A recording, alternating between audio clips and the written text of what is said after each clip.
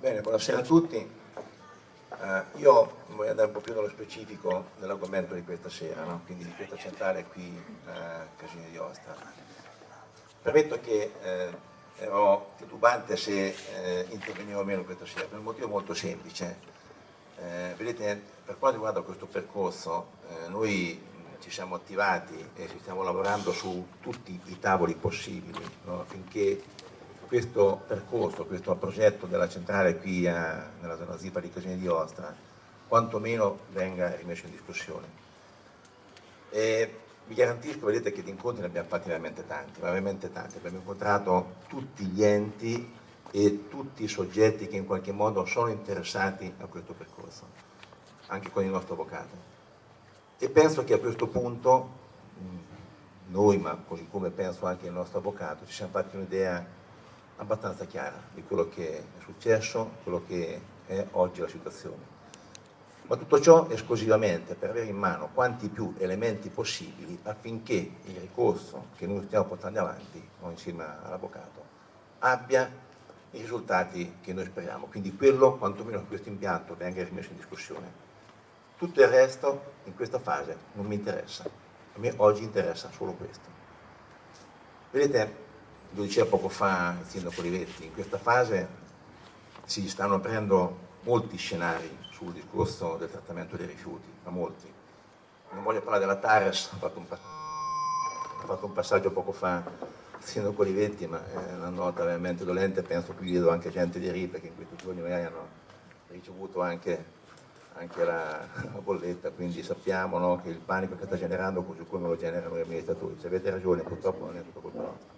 Ma al di là di questo, no, questi scenari che si conducono principalmente, come diceva poco fa il sindaco Olivetti, a quello che è il trattamento dei rifiuti, la destinazione dei rifiuti o anche la rimodulazione degli attuali impianti, in questa fase noi desta molte perplessità, ma soprattutto perché queste perplessità provengono principalmente dal fatto che non ci è chiaro il motivo per cui qualche anno fa sono stati fatti degli investimenti così importanti e a distanza di qualche anno già vengono messi in discussione.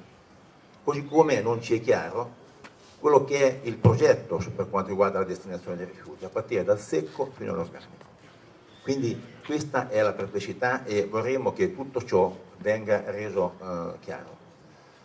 Ma quello che volevo dire qui, la riflessione che voglio fare è questa. Vedete, noi, e mi ricollego un po' anche all'argomento di questa sera, noi siamo d'accordo sul fatto che Corinaldo oggi non può essere visto in quanto sono stati spesi dei soldi pubblici non più di 4 anni fa. Qualcuno mi deve dire perché 4 anni fa andava bene e oggi già non può più bene, ma io vorrei dire questo, che a mio giudizio non so quanto l'impianto che è stato progettato qui a Casine si può collegare con l'impianto del Corinaldo. Io penso che noi dobbiamo fare la battaglia principalmente per il nostro impianto.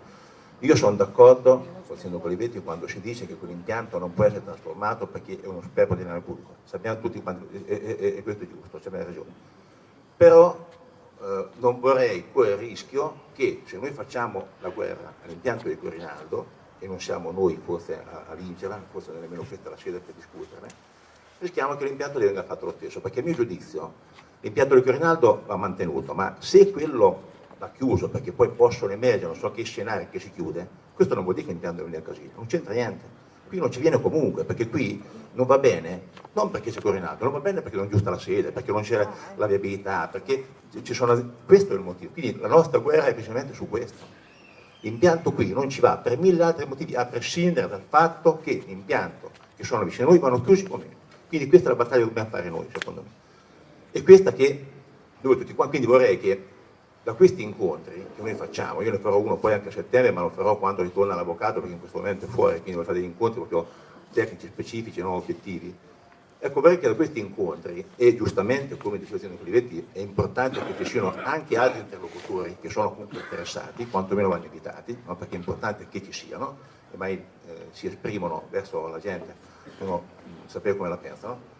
Ma ecco, è importante che da questi incontri si esce con degli obiettivi, cioè quindi quello che stiamo facendo, quali sono gli elementi da portare avanti e quali sono i compiti di ciascuno di noi, nostri amministratori, che stiamo comunque lottando con i nostri avvocati, così come anche dei cittadini, cercare di capire quello che bisogna fare affinché questo impianto quantomeno venga rimesso in discussione.